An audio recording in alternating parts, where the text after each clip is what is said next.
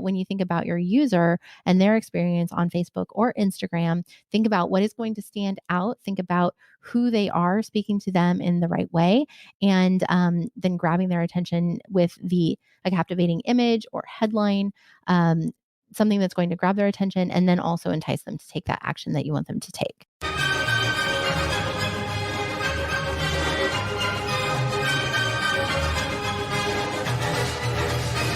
So you're a smart business committed to innovation, to service and to modern marketing. And you're asking, what's next? Wondering how you can become even more innovative. My name is Jürgen Strauss from InnovaBuzz, and this is the InnovaBuzz podcast, where we share all kinds of tips, advice and interview guests on all things innovation and leadership in modern marketing. Hi there, Innovator. It's great to be back with another episode. I hope you've had an awesome week so far. I trust too that you enjoyed our most recent interview, episode 200, with Neil Sperling, the world-class connector and problem solver. Wasn't that awesome? And also my reflections on 200 episodes of the InnovaBuzz podcast. I'm really excited today to have on the InnovaBuzz podcast as my guest Monica Louie, who's a Facebook and Instagram ads strategist and also host of her own podcast, Flourish to Seven Figures. Monica works with online entrepreneurs who want a frustration-free Facebook ads experience. She offers a step-by-step rinse and repeat Flourish with Facebook ads program, as well as done-for-you ads management services and training programs, all focused on your audience first so that your ads can reach them easily and quickly with a high return on your ad spend. Today's episode is brought to you by the Transformational Marketing Hub, where you'll find a host of free and exceptionally useful information to help you transform your marketing. You can access the Transformational Marketing Hub by visiting innovabiz.co/VIP for the very important person that you are. Go check it out. It's free to join, and if you're a member already, just log in to get access to your resources. In our discussion today, Monica talked to me about setting ambitious goals and how to make them compelling for you, keeping that vision in front of you. She told me about the 3 key areas for the success of your Facebook or Instagram ad campaigns. And we discussed the importance of understanding your target audience, understanding their pain points, their needs, and how you specifically can help them. Without further ado, then, let's fly into the hive and get the buzz from Monica Louie.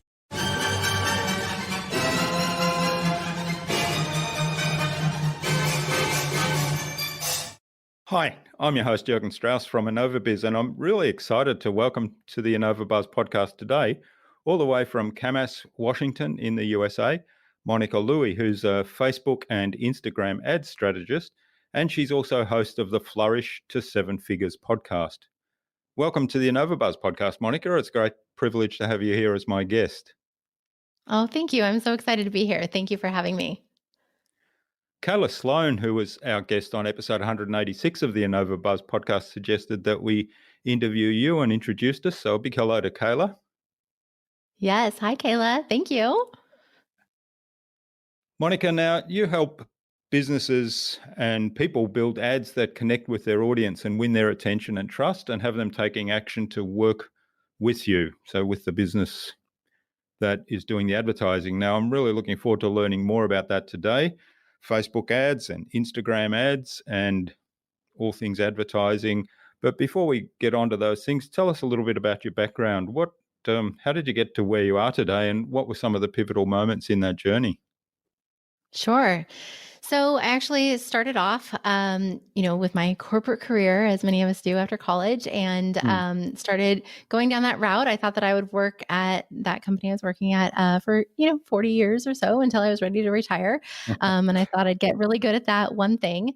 And then when I got married and we started to plan to have our family, that's when I realized that my priorities were starting to change.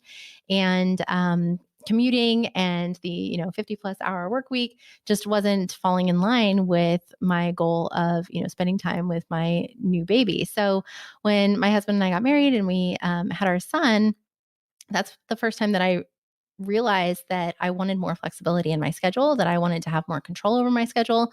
So we ended up starting to work toward a plan so that I could eventually leave my job. So I ended up going back full time after my maternity leave, but then did that for a few months and then was able to transition to part time. And then I worked part time for a year.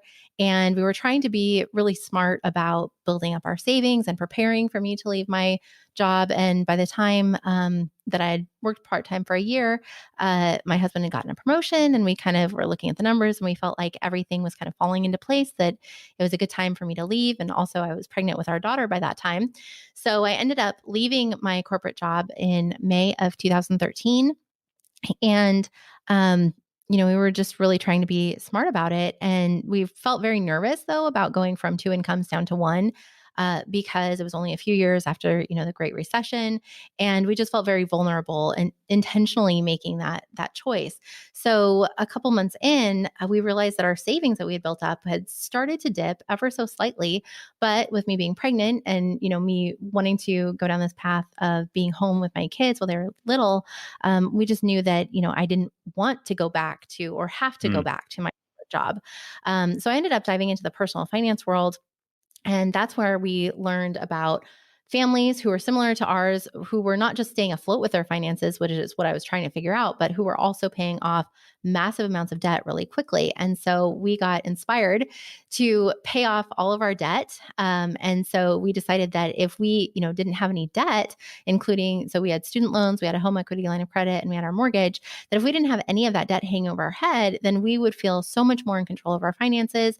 And if anything did happen to my husband's job, that we would just feel much more, I guess much less vulnerable, but just much more in control. So that's what we started to do is we started to go down that path of paying off all of our debt, including our mortgage. And so we ended up in 2 years paying off $120,000 of debt. Um, Mm. and That's on a single impressive. Yeah. middle class income. Mm. Yeah. And that's when I had started to learn about blogging, because I knew that staying at home, I wanted to build a business from home that I could, create on my own schedule and build up as the kids got older and started getting into school and I had more time on my hands.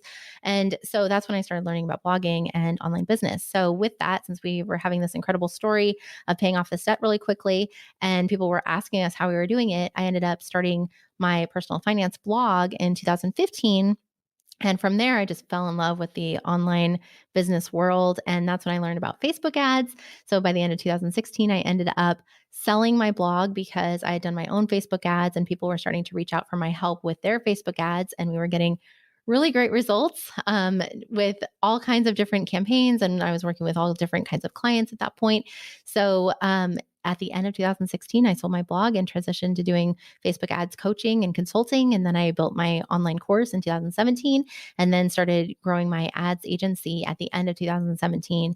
And now we have all three branches of the business. And it's been a wild, but a really joyous ride. Lots of fun growing this Yeah. business.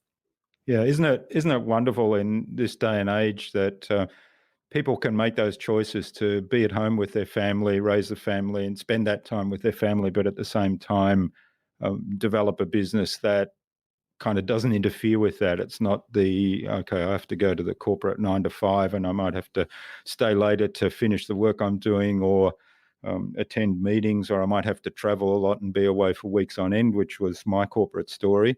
Um, but these days you can actually have both. You don't have to make those sacrifices. Exactly. And and if I choose to, because I do have a lot of travel coming up with conferences I'm attending, but those are choices that I've Mm. made for myself, and if I'm going to work late, then that's a choice that I've made for myself. And but I really love having that control over my schedule, and I get to work in so that, I can be at those important family functions and events and, my kids' performances and whatever it is. So but I really like that I have that control over my schedule, that I don't need to ask anybody's permission whether I can be there or not. Yeah, yeah. Now, you recently, well, I mentioned that you're the host of um, the Flourish to Seven Figures podcast. And Yes. recently you did an episode on setting big, hairy, audacious goals. And I was going to explore with you because obviously goal setting is something that you do quite a bit, because what you described there about getting rid of debt and being home for the family, all of those were goals that you set yourself, and then you set out how to achieve them.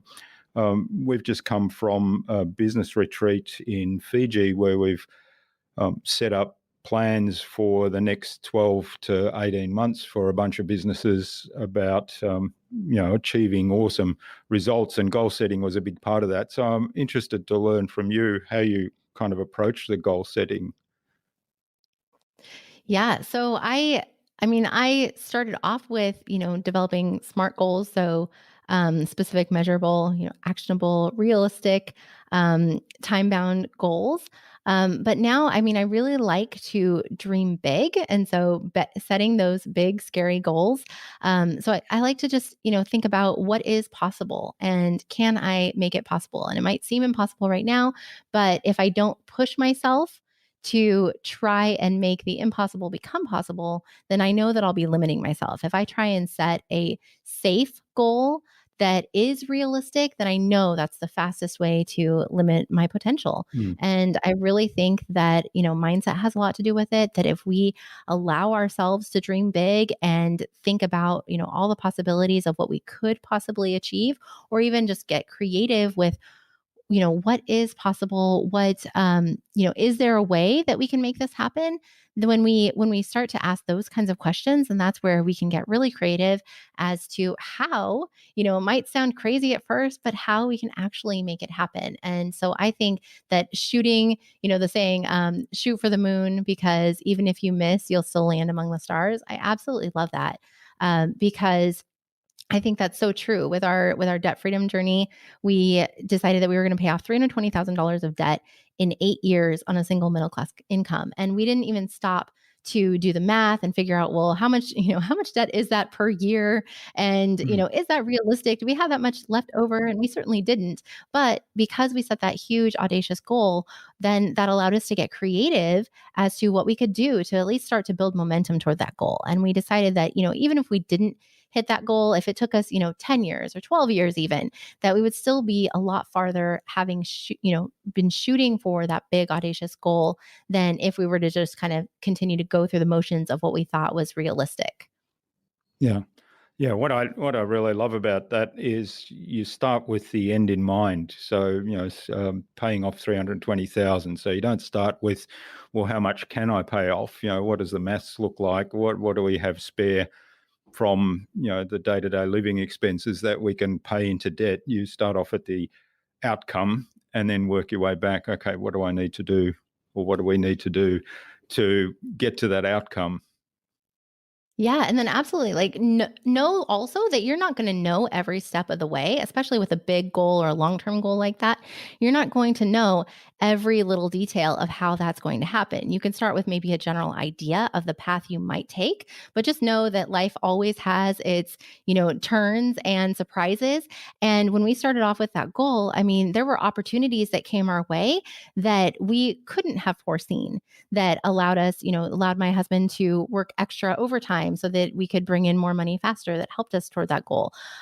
So there are always going to be things that can help you along that journey that you just can't foresee. And then there, of course, will be obstacles. But if you try and, foresee what those obstacles could be and create a plan around those ahead of time, then that'll get you better prepared. But just know that, especially when you're shooting for a big, scary goal like that especially a long term one, that if you just start going all in and building that momentum, that'll get you a lot farther than, just trying to go the slow and steady, realistic route.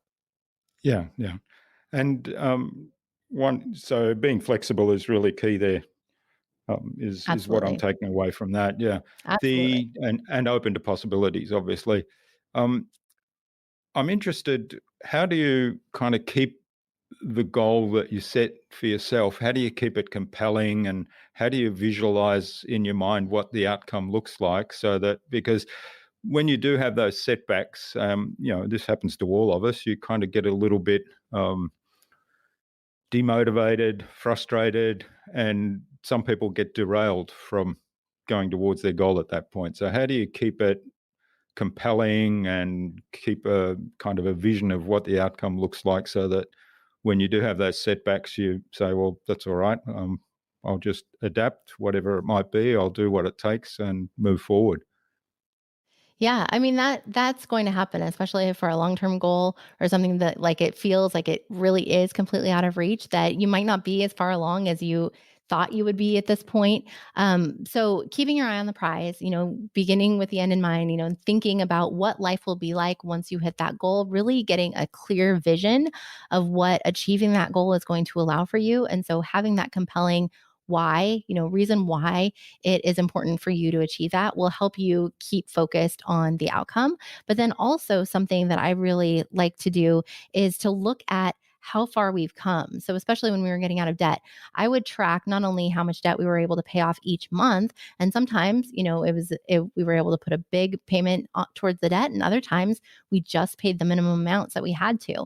But I always looked back at, okay, we started our debt free journey in August of 2013. And so since then, we've paid off X amount of debt. And so already I see that larger number. I see how much we already have under our belt, how much progress we've already made, even though, we still have so far to go. Just looking at the progress we've made and feeling very proud of that, that has always helped us to keep going. So no matter what the goal is, whether it's a revenue goal in your business, if you can see how much progress you have made, and then that can help you keep going. And then also look at for other areas in your life. Maybe you're tackling something that you've never done before, which is common in business. And so maybe you look at other areas. Well, what are other things, other challenges that I have conquered where I really didn't know if I was going to be able to do it, but I was able to actually do it and I surprised myself. Look at those other wins that you've accomplished in your life. Mm. Yeah, there's a lot of great advice in that. And I encourage people to really dig deeply into that, because there's a lot around the five success principles in what you're sharing there, which is, beginning with the end in mind, taking massive action, um, sensory awareness. So being aware of what's happening, measuring how far you've come, looking at what's ahead, looking at the potential risks and developing plans to mitigate those, or to actually bypass them even better.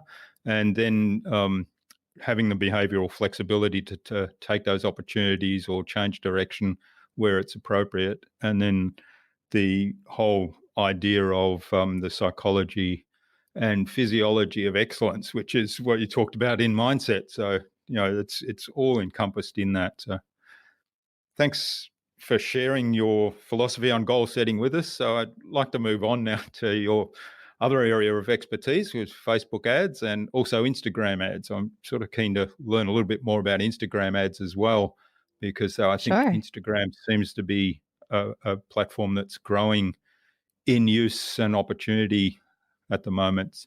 So let's start with what are the keys to success when you're doing advertising on one of those platforms? Sure. So there are three pillars that lead to a high converting campaign. So if your campaign is falling short or not getting the results that you're looking for, then there's probably a disconnect in at least one of these three areas. And this goes for Facebook ads or Instagram ads. But the first one is where you have to have an amazing offer. So whatever you're presenting in the ad, whether it's a video that you just want people to watch, or you are offering your free lead magnet so that you can grow your email list, or you're promoting a webinar or even a blog post, whatever that offer is, it has to be something amazing. It has to be something that people actually want. And then you've got to get that offer in front of the right people. So the second element is to get it in front of the right audience. And with Facebook and Instagram ads, we have a whole bunch of different possibilities there of audiences that we can create. And so that's one of the great things is that, there are billions of people on Facebook and Instagram. And so we can find our target audience most likely on at least one of those platforms. And then the third piece is the ad. So the ad has to be eye catching. It has to grab attention because when you think about Facebook, When you think about Instagram, there's a lot going on there, especially on Facebook. We have all our notifications. We're getting, we have a group posts, we have our friends and family posts, we have posts from pages we like. We, have a lot of things going on, a lot of different distractions, really, all within that one app Mm. that are vying for our attention. And so when you think about your user and their experience on Facebook or Instagram, think about what is going to stand out. Think about who they are, speaking to them in the right way, and then grabbing their attention with a captivating image or headline. Something that's going to grab their attention and then also entice them to take that action that you want them to take. Okay, yeah, that's. I mean, you mentioned the noise element there. I mean, there's a couple of things I'd like to explore further on that, but sort of the first one that triggered something in my mind, the noise element. I've gone on a real Facebook diet recently. I used to be in lots. Well, I am in. Uh, I don't know, hundreds of groups probably, and of course I sort of watch family and friends, and people are traveling right now. It's winter in Australia, so a lot of my friends are traveling overseas in the northern hemisphere where it's warmer, and so it's nice to see their photos and live vicariously through their experiences. But I've gone on a little bit of a Facebook diet because it just seems to have gotten so noisy recently, and there's so much stuff that comes through that's just not relevant to me. So and I wonder whether that's a trend or whether that's just me. How do you, as an advertiser on that platform, how do you kind of combat that? How do you Yes. cut through that noise? Well, so having an attention grabbing ad, so that could be, an interesting image or a GIF or video that just grabs attention. It could be something that's surprising. So really the visual element is usually going to be what grabs attention first, but it could also be the headline that maybe you've got a surprising headline or you've got, a different take that's kind of, opposite of what the general thought is around your topic. So something along those lines can really grab attention. And then also pay attention to the first line in your ad copy. So the ad copy is the text above the image or video in your ad. And so especially if you have longer ad copy, that first line can really be the attention grabber and the hook that draws people into reading the rest of your ad. So make sure that you're speaking to the right people with that first line so that they want to continue to engage with your ad, and then click through and take that action that you want them to take. Hmm. So good copywriting and good image are what I'm hearing are key. How do you find the effectiveness of, say, using animated GIFs or videos versus a static image? Yeah, so they can work really great for conversion campaigns. So that's where we want to drive traffic to have somebody opt in to something. If we're just driving traffic to a blog post, we still find that static image ads work the best. So we've tested videos, we've tested GIFs, but if we're driving traffic to just a blog post, we find that the static image ads work the best because we want people to just engage with the ad enough where the ad piques their curiosity, but we want them to actually spend their time engaging with the blog post. When we're Mm. offering a lead magnet, then GIFs can work really well. Boomerang videos that you can easily make on your phone, or even just short videos, or carousel ads where you have multiple images or videos that will intrigue the user to kind of scroll through and engage the content. Those can work really well. But then also, to your point earlier about with so much noise on the platform, take some time and actually scroll through your newsfeed and pay attention to what piques your interest, what actually grabs your attention. Is it, an image that's kind of intriguing or a little bit different than all the other images coming through your feed? Is it the way that they structured the headline in the ad? Or maybe it's not even an ad, maybe it's just somebody's post or an article that somebody shared. So pay attention to what you actually engage with on Facebook and Instagram, and then take those elements and incorporate them into your ads. Yeah, that's great advice. So model off what's getting your attention and kind of analyze that a little bit in terms of why did that capture your attention. Hmm. Now, one of the other things you mentioned, and this is a big kind of it's a big thing for me, really. Getting in front of the right audience, and whether it's marketing or whether it's putting videos out there or even a podcast, and of course advertising, getting in front of the right audience, because people don't, in general, kind of ignore that aspect. And I'm always about knowing who your audience is, knowing who your ideal client is, and do a lot of work on developing and helping people really build a picture of who that is. So how do you approach that in terms of the Facebook and Instagram ads? Yeah, that's something that's really important. I mean, as you said, it's super important to understand your audience, and especially with what we do, where we are, when we acquire a new client, then we start working with them. We want to make sure that we are being authentic and representing that brand well. And so we want to understand their audience as well as they do, and we want to speak to them in the right way. And so the process Hmm. that we go through is Donald Miller's story brand script Story brand, yeah. process. Yeah, Yeah, so we love that. absolutely love Mm. that book. I read it for the first time last summer, and then I bought copies for my entire team, and we started implementing that process. So every time we start working with a new client or even with a new offer for that client, we go through this process so that we can first, understand the avatar, but then also go through and how to position the offer, whatever that may be, in the way that where it's obvious for the avatar that this is the best solution for you. And so we absolutely love going through that process, and we do that for each of our clients when we're promoting an offer, like eventually a paid product. So we'll start with a sales funnel usually that has a free offer at the beginning, but then we want to build a relationship throughout the funnel so that we can present the paid offer later on. And so we go through that process so that we can speak to the audience in the right way, but then also think about different angles of that audience. Maybe one angle of the audience is stay-at-home moms, and then maybe another angle of the audience is just millennial young women who are looking for a side hustle. So what are the different areas of their avatar, and then how can we speak to them? Hmm.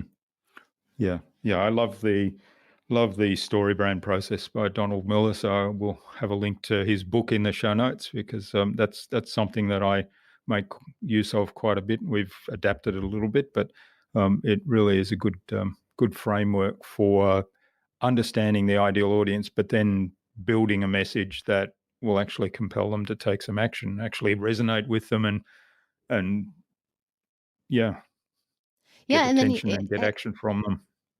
it helps you think about their pain points too. So what is the Hmm. solution that your offer is providing? And maybe it's a solution that they didn't realize they needed until you point it out to them. So, Hmm. think about, really put yourself in your avatar's shoes and think about how you can position your offer, or how you can create an offer even that will help solve one of their problems. Hmm. Now, you mentioned kind of the sales funnel area, and one of the things I see quite a bit is a lot of the advertising is directly for a product or service, and I wonder how that works compared to going to something that is a trust building step, like a free webinar or a blog post, and then what are the steps to take after that? Because building this advertising platform, but building the whole system from getting the attention right through to making the sale, everything has to be consistent right through the way. And often things break down somewhere in that path. So, how do you, well, first of all, what's your view on advertising product directly versus going through the different steps? And secondly, how do you make sure that everything is really consistent if you do go through those steps? Yeah. So when advertising a product directly, a lot of times people will think that, oh, now I have a product, now I need to just get it in front of more people and then I'll sell more. And so I'm going to use Facebook ads to promote my product directly. And in some cases, that can work beautifully. But in other cases, you do need to create that funnel where you're building that relationship with your target audience so that they know that you are the person that has the solution, they can trust you, and that your offer is the best solution for them. So it really depends on where you are in your business, and in being able to bridge that gap. So if you have a product that is really well known in your niche. Like one of our clients has an amazing software product.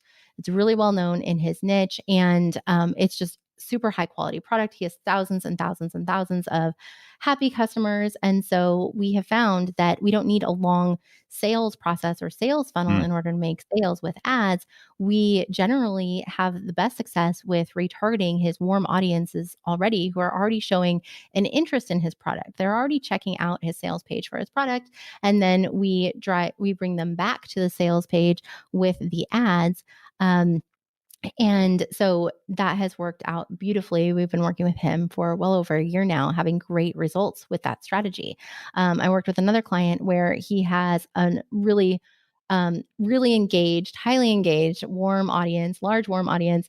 And so he was doing a special promotion for just a few days of one of his courses. And so we worked together to uh, show ads to people that were in his audience who had already shown an interest in his course or were in the proper stage of their business in order to take advantage of his course.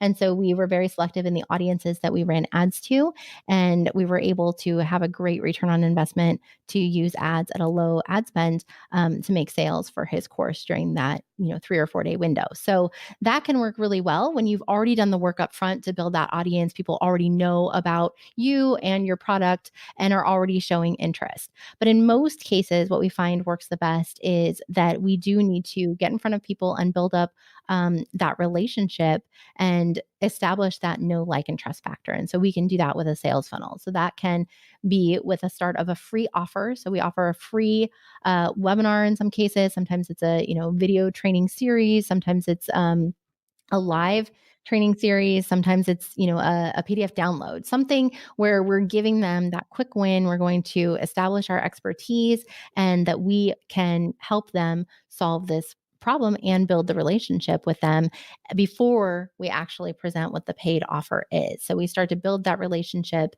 And then if you're doing a webinar, then maybe you make the offer at the end of the hour-long webinar. If you're offering a free download, then maybe you make the offer after an email series that helps to continue to build that relationship over time. And so that can work a lot better, especially when growing your warm audience. So if you're starting off where you don't have that large engaged audience, then you want to spend your time actively growing your warm audience and building that relationship with people so that they know that when they're ready to take advantage or take the next step to solve their problem, that you've got the perfect solution for them. Hmm. So I guess the fundamental thing there is that the trust and the relationship bit is really key, and you can do advertising directly for a product or service if your target audience is one that you already have a relationship with in some form or other. They might have been on the sales page, they might already be in your email list, they might already be customers of another product. Absolutely. Hmm. Yes. All Yeah, and right. you can Well, do thanks both for that. strategies at the same time as well. So Yeah. as you can bring back the warm audience to your paid offer, as you're also have campaigns going to build up the trust and relationship with the people who are new to you and your brand. Hmm.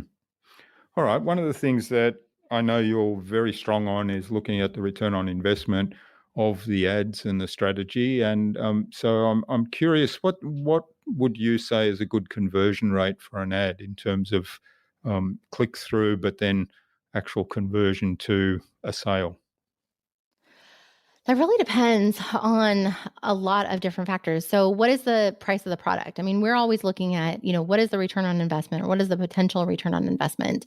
And then what do we think we can bring in leads for? So, if it's a very niche offer, then, where a very just small group of people are going to be interested then our cost per lead will likely be higher than if it's an offer that is general for the masses that a lot of people are going to be interested in. So that's where the price of the paid offer on the back end can have a big factor, make a big determination on whether it's going to be profitable or not. So we've worked with clients where we have, where it's a very niche industry that they're in, but on the back end, they're selling a high level uh, coaching program that is, multiple four figures Mm. for that offer. So we don't have to have as many conversions in order for that to be a profitable campaign. But we've got a very select industry that we're speaking to. So on the other end, we can have lower priced offers that can work really well when we have a larger pool of people who are interested in that offer. Okay. So I guess when you first started with the Facebook ads, you were sending people to your blog posts. So when I first started, I was with my first campaigns for my blog, I was driving traffic to my free webinars. Okay. But yeah, a strategy that I've done a lot is working with bloggers, driving traffic to their blog posts, to their monetized blog Mhm. posts. And so what's the monetization part of the blog post? Because I guess driving Yeah. traffic to the blog post in and of itself is a little bit of a vanity um, goal or metric to me, but unless the blog post is actually then leading on to the sale somewhere. Yes. So a lot of times we'll do this with our blogging clients where their monetization strategy is mostly through affiliate marketing and then ad network, so display ads on their website. And so every Mhm. time they bring a visitor to the site, whether it's through Google or Pinterest or Facebook ads, they know that they're bringing in revenue. And so a lot of times we will look at the blog posts that are monetized well. So that means usually that they have affiliate offers throughout the blog post that are converting well already. And then they might also have display ads so that they know that anytime that blog post is viewed, they're making money. Um, and so that can be a really great combination for us to drive traffic to. And from in most cases, we're able to get super cheap targeted traffic to those blog posts and see that return on investment. So it depends on what the affiliate offer is and how much they're making through the ad networks. But we'll like to see if we can narrow in on what is the revenue per page view for that blog post. And then we know that anything under that we're driving traffic to via Facebook ads that is less than that we're making profit. And of course, the wider that spread, then the more profitable that strategy is going to be. Hmm. All right. So the other thing following on from return on investment is testing and optimization of ads. So what do you suggest in terms of the time frame to run an ad for on those platforms? What would you say is a minimum time frame that you should be looking at for a Yeah. campaign?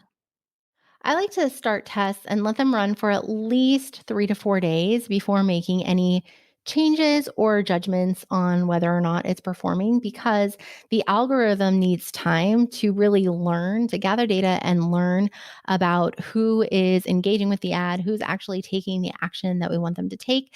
And then the algorithm will help us show the ad to people who are more likely to take that action. But it does need at least a couple of days worth of data in order to start to narrow in on showing the ad to those people.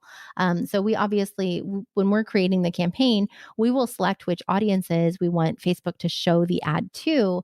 But then Facebook even dives deeper where the algorithm will look at the people within those audiences who are engaging, and then it'll start Hmm. to prioritize showing the ad to those people who are more likely to take that action. So how many versions of the ad would you be running to kind of do those tests?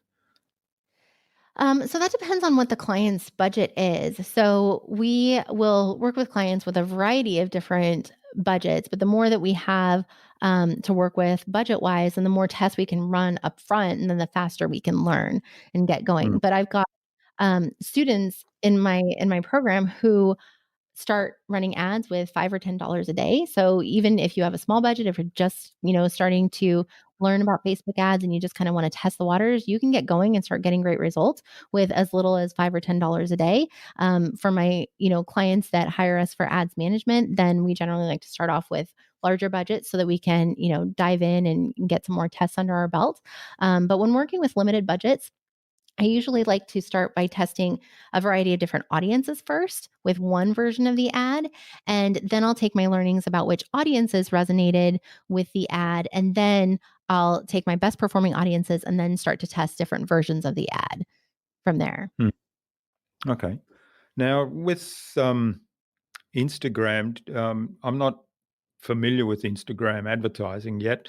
So, do they have ad testing and campaigns and audience defining audiences similar to what Facebook does? Yes, it's all within the Ads Manager platform. And so it's all in the same place. And then you just select where you want your ad to appear, whether you want it to appear on Facebook and Instagram or just Facebook. You can specify if you want it to show in the Instagram feed or the Facebook news feed or Instagram stories or Facebook stories now. We have a lot of different options there. But then I always like to, pay attention to where is the ad going to appear and does it make sense for the platform? So we'll usually, if we're going to test both Facebook and Instagram ads, then we will separate those into separate campaigns because we like to design the ad, even though they might be similar, we like to design the ad specific to each platform. Because on Facebook in the newsfeed, we've got a headline, which is that larger text underneath the image or video. But on Instagram, we don't have a headline. We just have the ad copy and the image or video. Yeah. Okay. So, yeah, I remember now that there is an option in Facebook ads to pick displaying on Instagram. So, I guess that brings up another question, and it probably is there a a better platform to go to? It probably depends very much on your target audience and where they hang out. But the other one that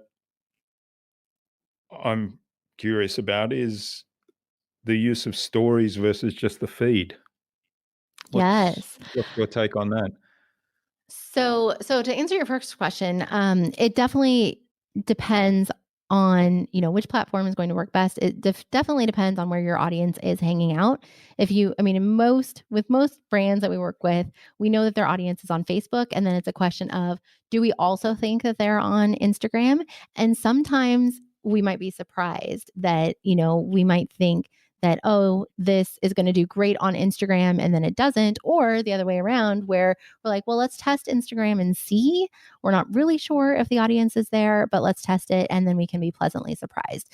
And then sometimes we'll have two different offers. So we have a client where we have two different offers, and the audience for each offer or the avatar for each offer is pretty similar. Um, However, one offer does really great on Facebook and the other offer does really great on Instagram. And it doesn't mean that we don't offer the offers on the other platforms. It's just that we will allocate more of the ad spend, on the platform that is working, obviously. So anyway, I want to say that because it can always be worth testing. If you think that your audience is potentially on Instagram, then I would test it. If your audience is, or your offer is like in very visual, then Instagram is a great place. Or for women, but also, I mean, more and more men are engaging on Instagram as well, so I wouldn't discount if your audience is primarily men. So be open to that too. But then as far Hmm. as Instagram feed ads versus Instagram stories, I love testing both, and I find that either one can work really well for conversion campaigns. So that's where we want to drive traffic and get that opt-in. So whether it's for to grow the email newsletter or to promote our free webinar to get people into our sales funnel, whatever it is, we find that Instagram as a platform in and of itself converts better for that strategy as opposed to driving traffic to monetize blog posts, just because at least right now, and this could always change, but at least right now, people aren't used to clicking through and digesting a blog post as they're engaging on the Instagram platform, but they're definitely used to doing that on Facebook. So we find that for the traffic strategy to blog posts, that Facebook is the best platform for that. Hmm. All right, it was a fascinating topic. I could go on talking for ages, but I did want to explore a little bit more about um, some of the aspects of how you've taken this information, because obviously you've built processes for creating your own ads and then expanded that to a process to create ads for other people. And then you've brought a team on board to help you grow the business so that you're still the entrepreneur and other people are now doing a lot of the creation of the ads for other people and other businesses, and then turn that into an online course. So, um, talk us through that process a little bit. Was that a conscious process, or did you just recognize opportunities as you were doing bits and pieces? Yeah, I mean, it really was the latter. So I started off that when people started reaching out for me to help them with their Facebook ads, at first people were saying, I want you to do it for me. And I was like, well, I'd rather teach you so that you understand what goes into creating the campaign. And then you can, do it yourself and you don't need to rely on me to do it for you and, pay me each and every month. So that's why I started off with coaching and consulting and teaching. And then as demand grew for my coaching services, that's when I saw the need to create my online course so that I could help more people and really put out my system and process for creating campaigns that convert. And so that's when I created my online course that has now helped over 500 people have great success with their Facebook ads. And then from there, people started reaching out and wanted to work with me, but they didn't want me to teach them how to do it or me to teach their VA how to do it. They really wanted me to just do it for themselves. And so these were people that had successful businesses already that I knew were in the stage of their business where, yeah, of course, it made sense for them to outsource this. And they didn't need to be in the ads manager, duplicating ad sets and creating new ad iterations. Mm. And so that's when I decided to start to grow my team and teach my team members how to replicate my process and what I look for and how I analyze, whether campaigns are converting or if we need to set up new tests. And then from there, we just started to build our processes and really put into, detail about what I look for and how we can manage ads in with integrity for other people and represent their brands well. And so it kind of took my process that was in my course, but then also put that into working with clients. So that's what we've been able to build out. And I'm really proud of my team and what we've built. And now we've been able to have other team members train other team members. And it's been really a great experience and a lot of fun for me. And, and just I'm really proud of what we've built and all that we're doing in helping online entrepreneurs have more success with Facebook and Instagram ads. Yeah, and it sounds like there's a lot of people that you're helping with that, which is, I mean, to me, that's always a sign of success if it's financially viable and you're helping a lot of people transform their businesses and make a success of their businesses. All right. Well, this has been absolutely fascinating, Monica. I really appreciate you sharing all that information with us. I think it's time we moved on to the Buzz, which is our innovation round, and it's designed to help our audience, who are primarily innovators and leaders in their field, with some tips from your experience. So I've got 5 questions. Hopefully you'll give us some really insightful answers and tips that will inspire the listener to go away and do something awesome today. Sure. So Let's do it. what what's the number one thing you think anyone needs to do to be more innovative? I think it comes back to understanding your target audience and really understanding their pain points. What do they need? What are the solutions that they need? What solutions do they need that maybe they aren't even aware of? And so really getting in the shoes of your target audience and looking at the world through their eyes and figuring out creative ways that you can help them. Great advice. And of course, I'm a big fan of getting to know your target audience and your ideal client and the solutions and their needs. And as you say, often there's, if you really understand the pain points and kind of can walk in their shoes, then there's opportunities there that they may not even know they need and things that you can help them with. Okay, what's the best thing you've done to develop new products or new ideas?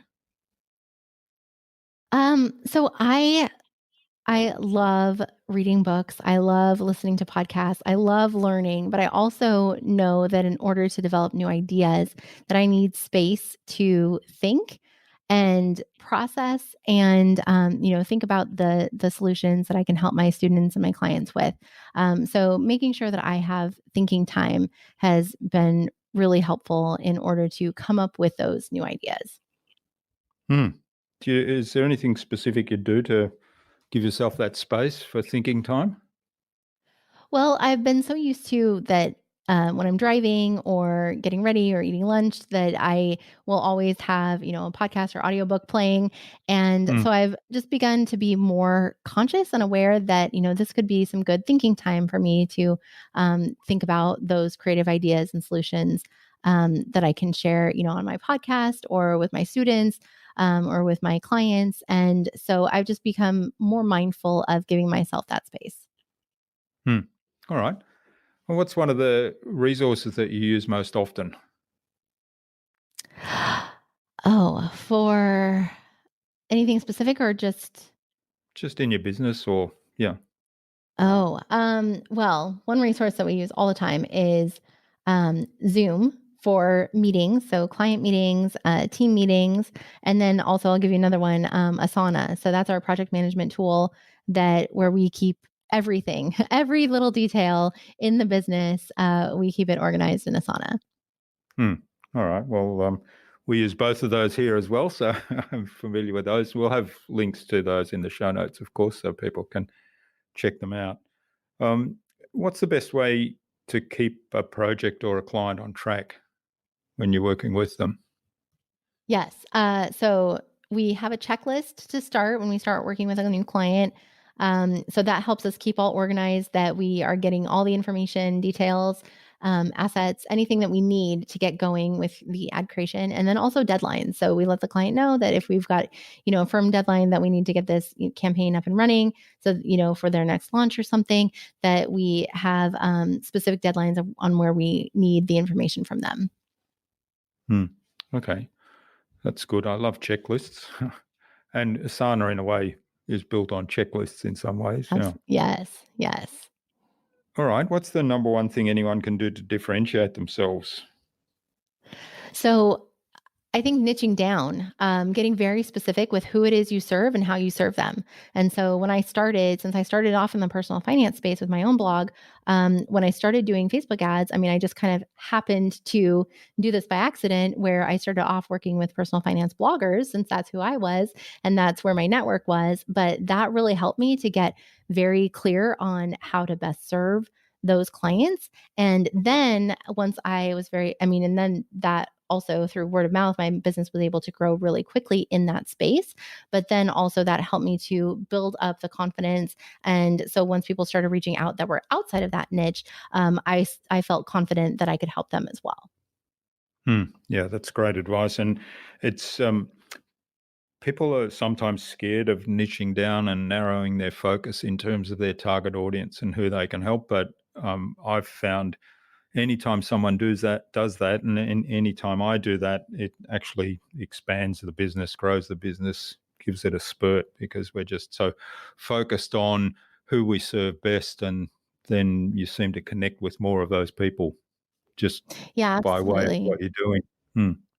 Yeah, and I mean that still serves me to this day, even though not all of our clients are in the personal finance space. It's still people will hear my name through that community and reach out and know that I am the best person to help them, or I have the best team to help them because that is our specialty, and that's where we started. Hmm.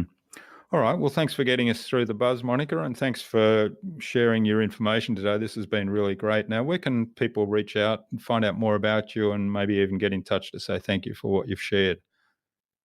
Yeah, so I'd love to offer my free Facebook ad starter kit to your audience, and they can find that at monicalouie.com/innovabuzz. InnovaBuzz.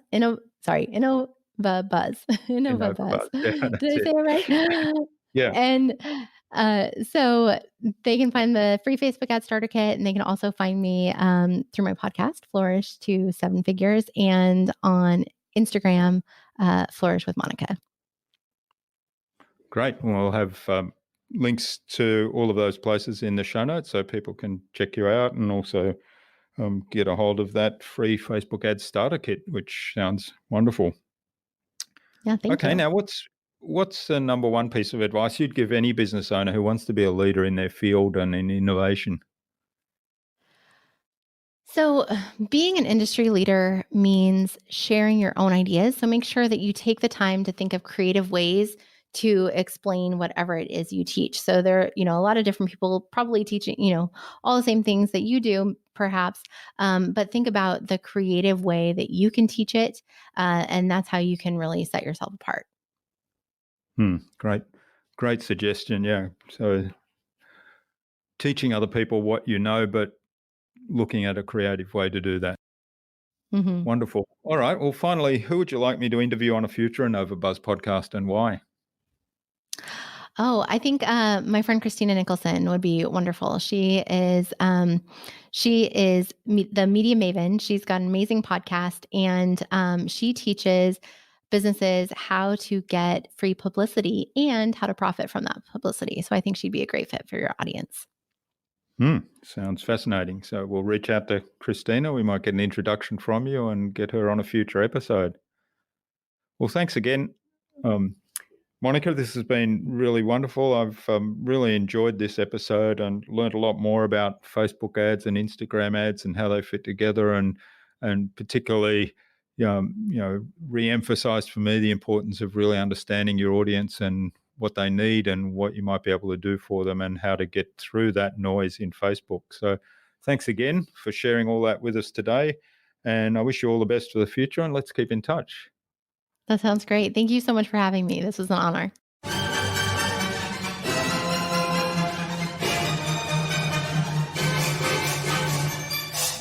I hope you enjoyed that wonderfully engaging conversation with Monica and took something away from this episode. I love her goal-setting approach and also her clear articulation of what is important in understanding your target audience and how you can craft an ad that will stand out from the noise and get their attention. I'd love to know what you took away from Monica's interview. Leave a comment below the blog post, which you can find at innovabiz.co/Monica Louie. That is MONICA LOUIE. All lowercase, all one word, innovabiz.co/Monica Louie. You'll also find contact information for getting in touch with Monica there, as well as links to her website, her free Facebook Ads Starter Kit, and the other resources we spoke about in the conversation. Monica suggested we interview Christina Nicholson, the media maven, on a future InnovaBuzz podcast. So Christina, keep an eye on your inbox for an invitation from us to the InnovaBuzz podcast, courtesy of Monica Louie. Remember to visit innovabiz.co/VIP to access the Transformational Marketing Hub and all its free and exceptionally useful information to help you transform your marketing. Also, check out our Tales of Marketing Transformation show. You can find that at talesofmarketingtransformation.com. And each episode of that show will provide one valuable message to guide you on your journey of marketing transformation. And of course, tune in again next week to the InnovaBuzz podcast, where we've got more fantastic guests lined up, including Sarah Allison, social media trainer and consultant, and together on the same show, Dr. Annette Coy and Cameron Fee of the Cortex Group. Stay connected. Subscribe to the InnovaBuzz podcast so you'll make sure you'll never miss another episode. Head on over to innovabiz.co/subscribe. We'd also love you to leave us a review, because what you think matters to us. Take some of the ideas you've heard today and apply them in your business. Any thoughts, ideas, suggestions, or questions, then share them in the comments below the blog post. And remember, if you want to get better marketing results than you ever have, join our fantastic Facebook community at the Tales of Marketing Transformation Facebook group. All you have to do is go to innovabiz.co/TMA. It's free to join. I hope to see you there soon. Until next time, I'm Jürgen Strauss from InnovaBiz. Remember to be awesome and keep innovating.